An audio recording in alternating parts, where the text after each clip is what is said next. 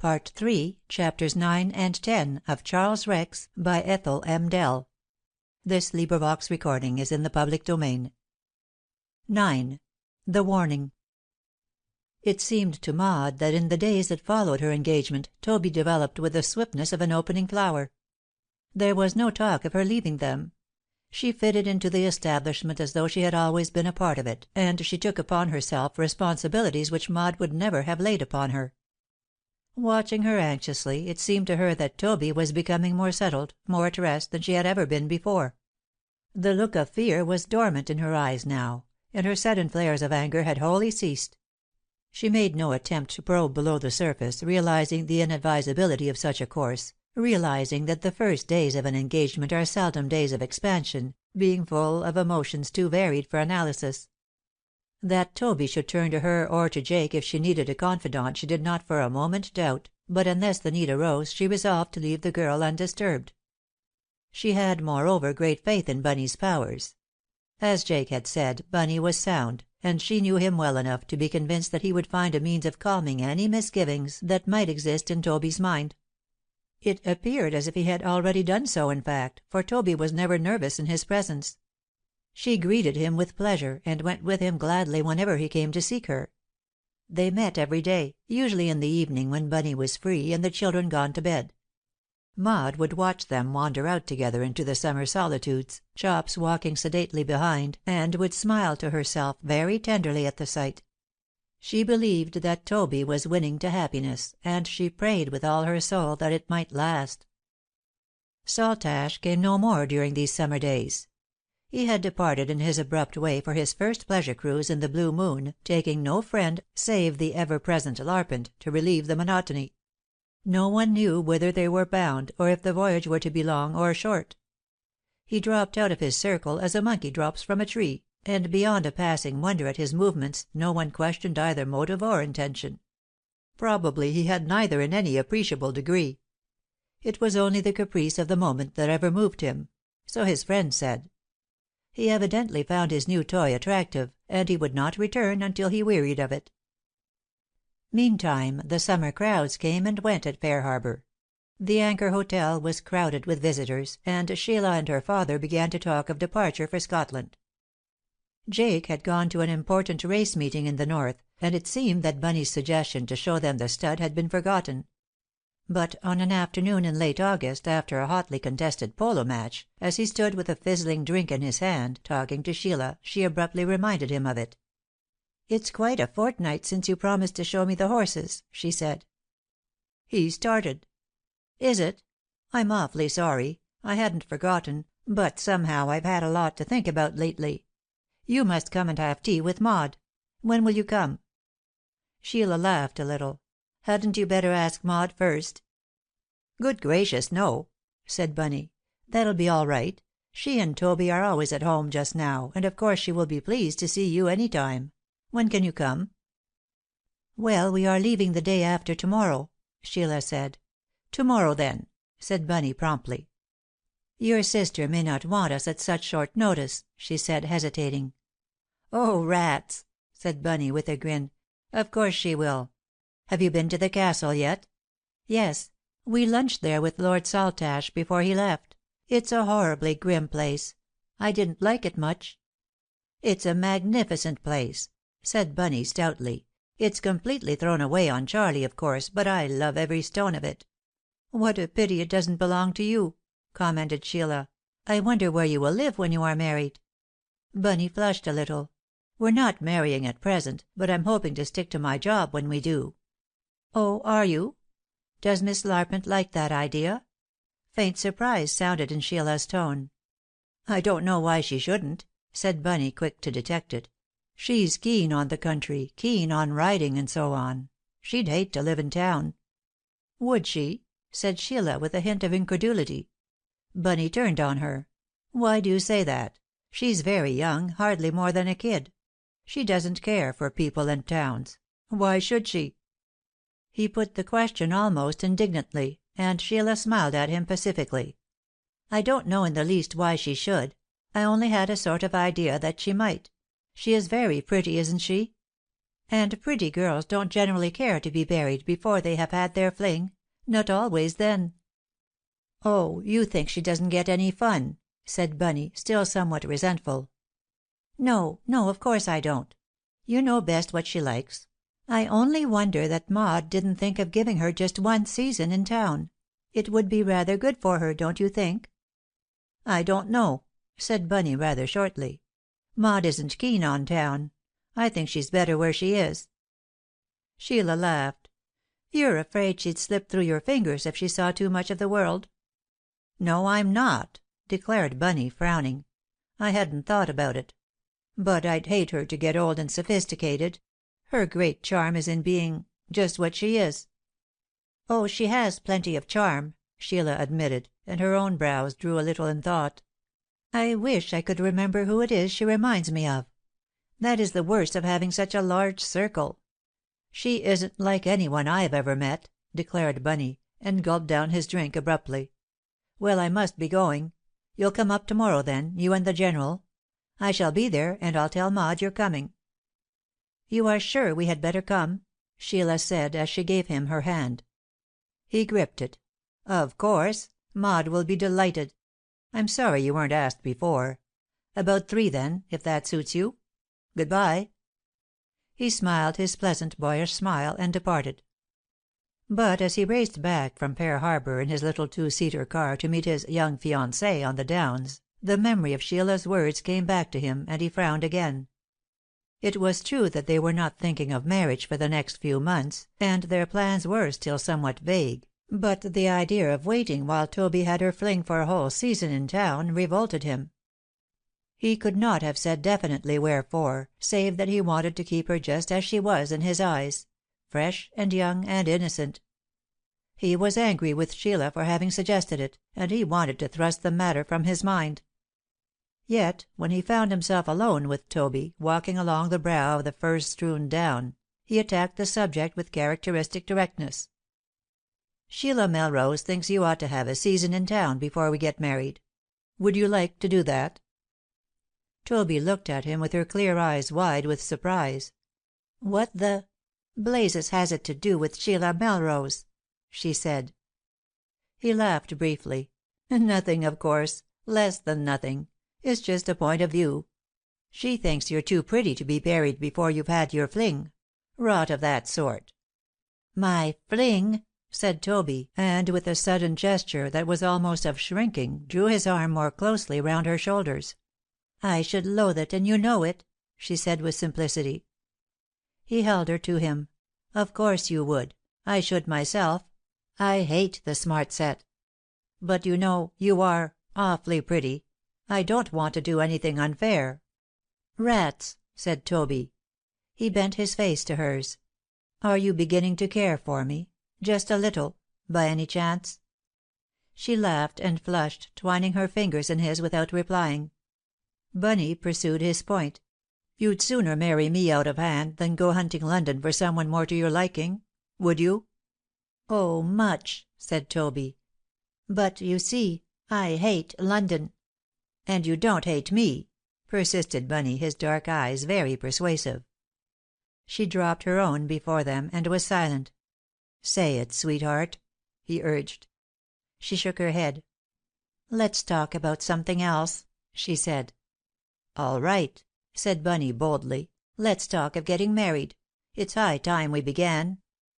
"Oh, I didn't mean that," said Toby quickly. He laughed at her softly. "Of course you didn't.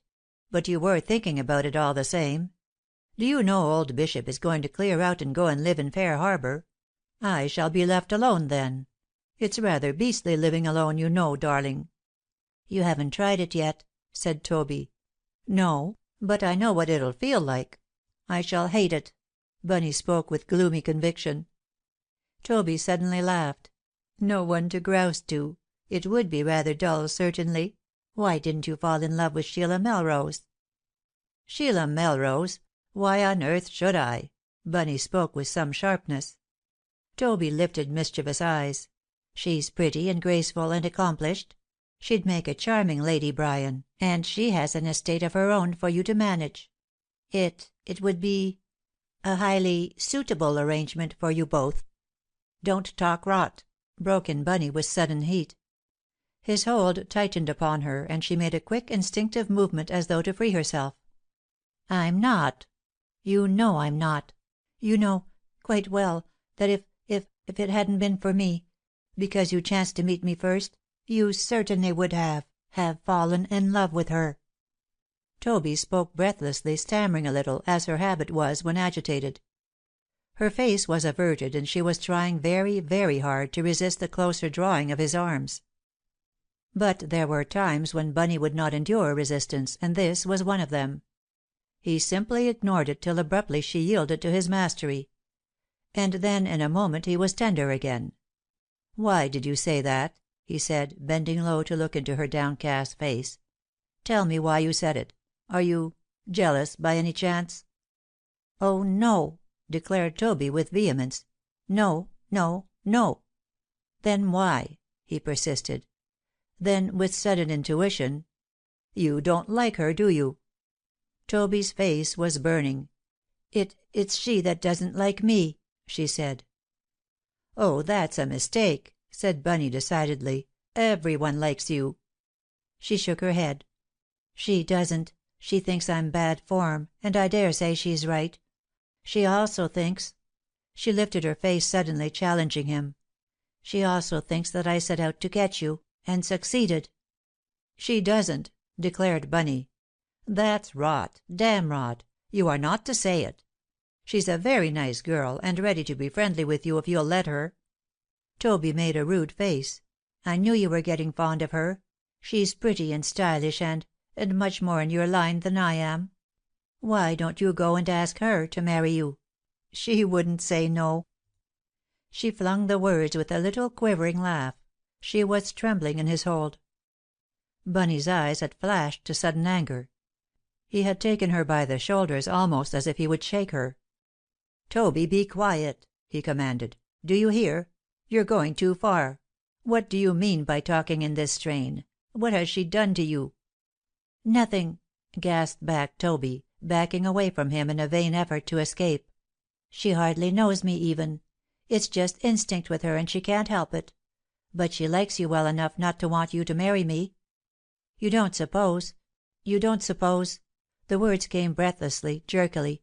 You really don't suppose, do you, that she made that suggestion about a season in town for my sake?"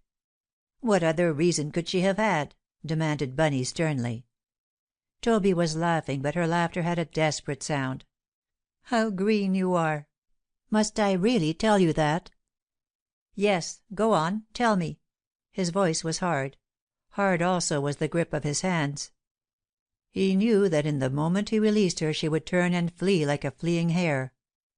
There was fear in the blue eyes that looked up to his, but they held a glare of defiance as well. Her small white teeth showed clenched between her laughing lips. "Go on. Tell me," he reiterated. "You shan't go, I swear, until you tell me." Think I'm afraid of you?" challenged Toby with a boyish bravado. "I think you'll answer me," he said, and abruptly his tone fell level, dead level. He looked her straight in the eyes without anger, without mercy. "And you'll answer me now, too. What other reason could Miss Melrose have for making that suggestion if it was not intended for your benefit? Now answer me." His face was pale, but he was master of himself. Perhaps he had learned from Jake that fundamental lesson, that those who would control others must first control themselves. He still held her before him, but there was no violence in his hold. Neither was there any tenderness. It was rather of a judicial nature. And oddly, at that moment, a sudden gleam of appreciation shot up in Toby's eyes. She stood up very straight and faced him unflinching. "I don't mind answering you," she said. "Why should I? Someone will tell you sooner or later if I don't. She said that because she knew, and she wanted you to know, that I am not the sort of girl that men want to marry." She was quite white as she spoke the words, but she maintained her tense erectness. Her eyes never stirred from his. Bunny stood motionless, staring at her. He looked as if he had been struck a blinding blow. "What on earth do you mean?" he asked slowly at last. The tension went out of Toby. She broke into her funny little laugh. "Oh, I won't tell you any more. I won't. She thinks I'm too attractive, that's all. I can't imagine why. Can you? You never found me so, did you, Bunny?" The old provocative sweetness flashed back into her face. She went within the circle of his arms with a quick nestling movement as of a small animal that takes refuge after strenuous flight. She was still panting a little as she leaned against him. And Bunny relaxed, conscious of a vast relief that outweighed every other consideration. "You monkey," he said, folding her close. "You're playing with me. How dare you torment me like this? You shall pay for it to the last least farthing. I will never have any mercy on you again." He kissed her with all the renewed extravagance of love momentarily denied, and the colour flooded back into Toby's face as the dread receded from her heart. She gave him more that day than she had ever given him before, and in the rapture of possession he forgot the ordeal that she had made him face. Only later did he remember it, her strange reticence, her odd stumbling words of warning, her curious attitude of self-defence. And he felt as if, in spite of his utmost resolution, she had somehow succeeded in baffling him after all. 10. The Mystery.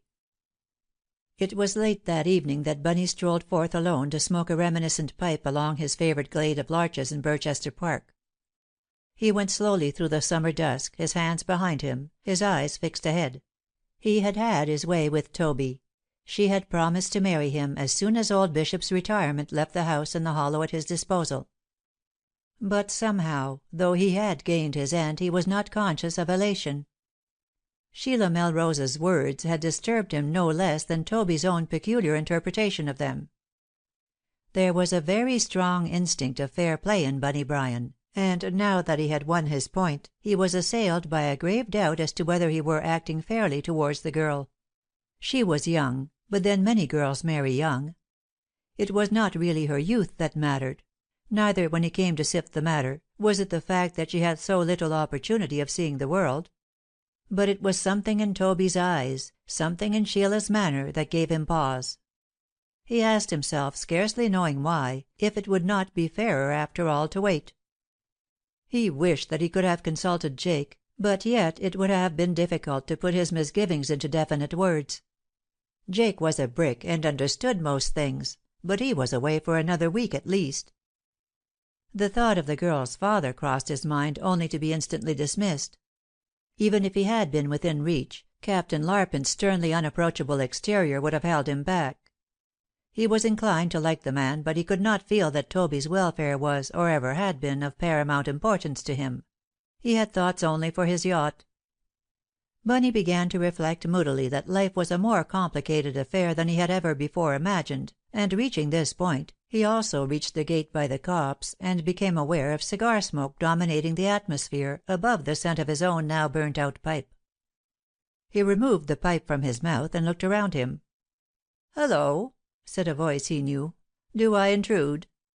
Saltash stepped suddenly out of the shadow of the larches and met him with an outstretched hand.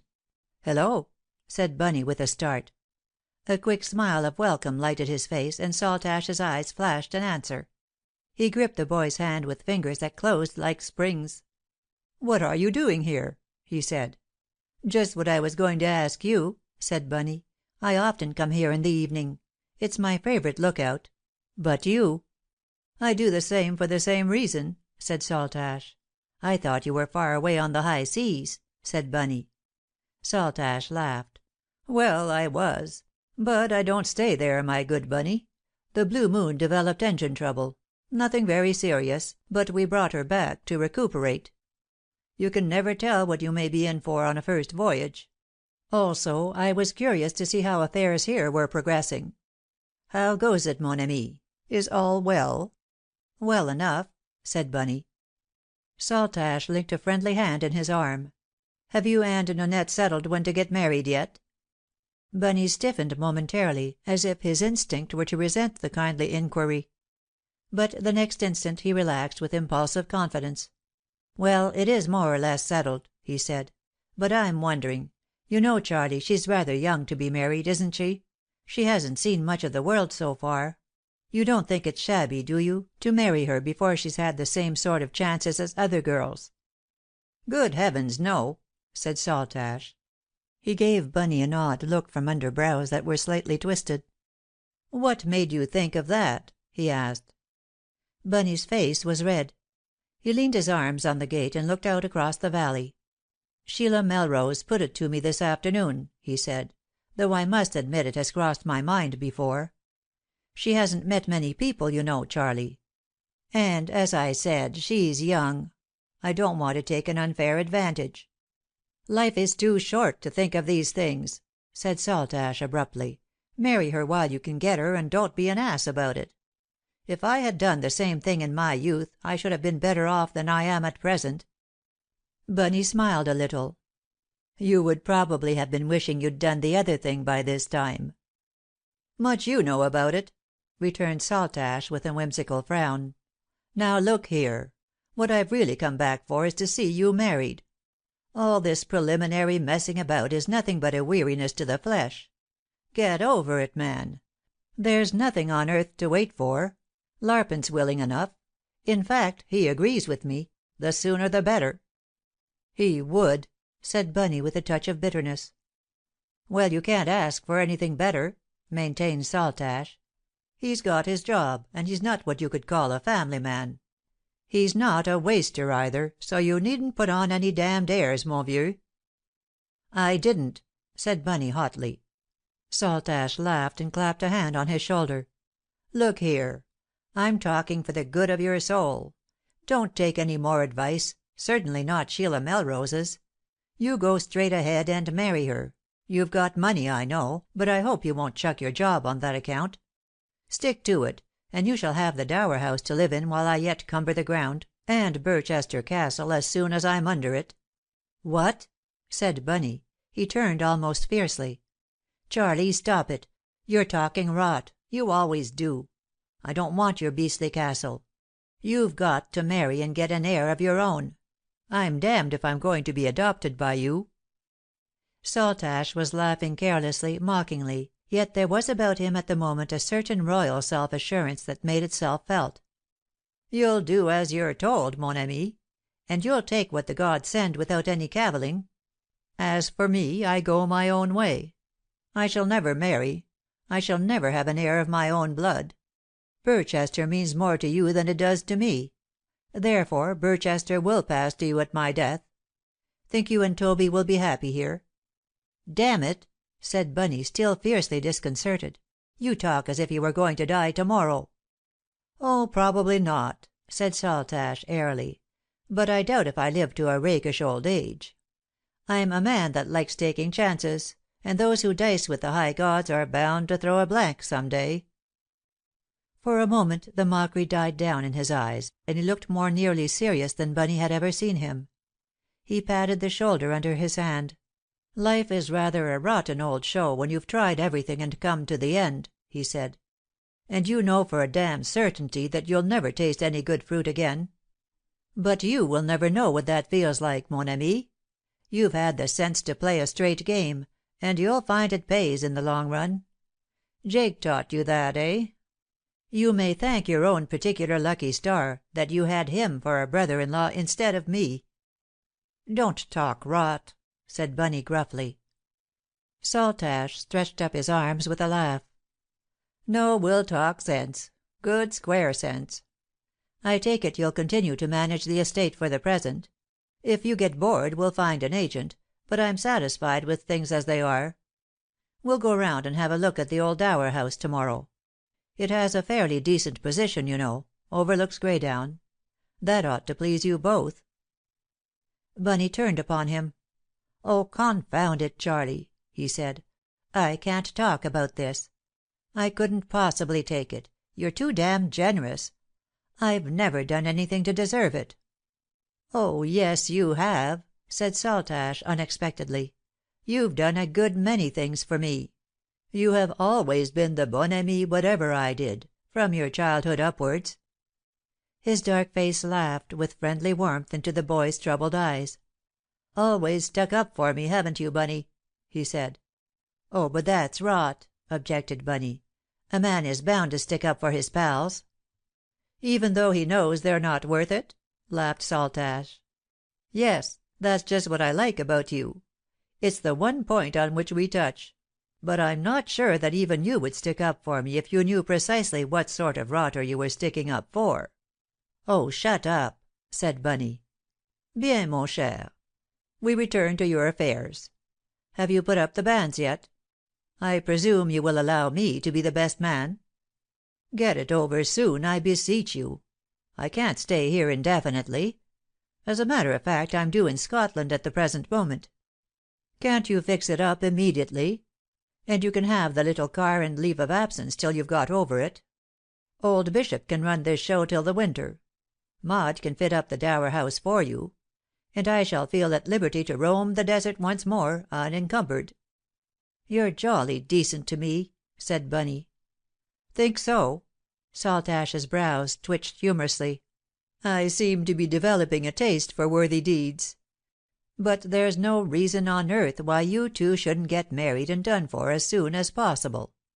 I'll see Larpent to night and tell him, and you can go and see the parson about it to morrow. You'll find Nannette won't put any obstacles in the way. She's a good child and does as she's told." "No, Toby won't mind," Bunny said, with a sudden memory of her quick surrender flooding his soul. "By Jove, Charlie, you are a good sort to help me like this. There's no one else that can get things moving as you can." "Oh, you can count on me for that," laughed Saltash. "I never was a drifter. Life is too short. We'll meet again to morrow, then. Come and dine, if you like, and tell me what you've arranged. Good night." He turned in his sudden fashion. "Good luck to you." He was gone upon the words, vanishing into the larches almost noiselessly as he had come, and Bunny was left alone. He stood motionless at the gate for some time longer, gazing out over the quiet night-wrapped down. There was no elation in his attitude, only a deep thoughtfulness. He had never understood Charlie, though oddly enough he had always believed in him. But to night for the first time a curious doubt pierced his mind, a doubt that recurred again and again, banishing all sense of exaltation. Why had Charlie returned like this? Why was he so eager to meddle in this affair?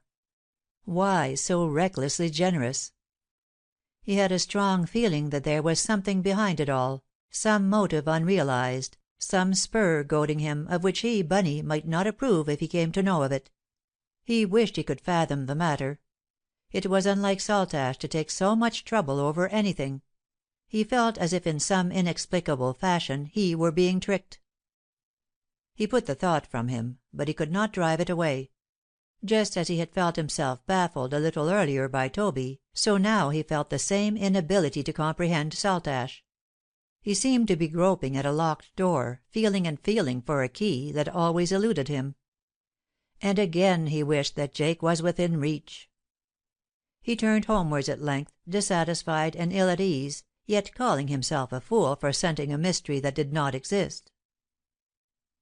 End of Part 3, Chapters 9 and 10.